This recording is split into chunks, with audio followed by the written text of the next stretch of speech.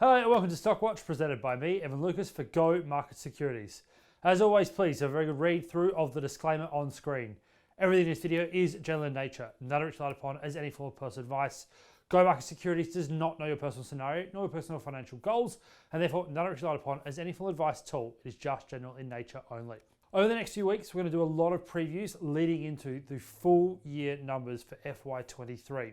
So let's start with a part that I know you all love, and that's lithium.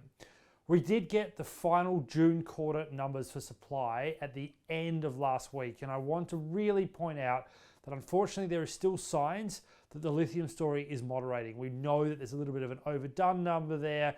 You can see that overall that ferrous content is probably overdone, and it therefore probably means prices will continue to ease.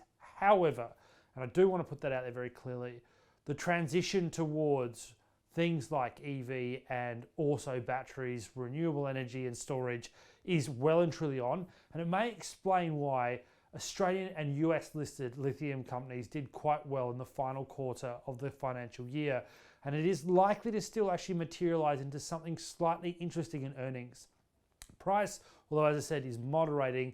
Overall, those that actually have vertical integration, that are actually showing they can continue to operate with a low cost environment. So IGO is probably a good one. Alkeem's another one to highlight here.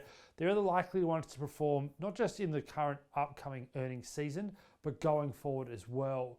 You then look very clearly at the China story. China is going to be a massive leader in this space for good reason. They have a huge amount of this material inside their country, but they're just a little bit lax at the moment on that space. And that's why, in the short term, you need to watch what's going on in America and what's going on here in Australia.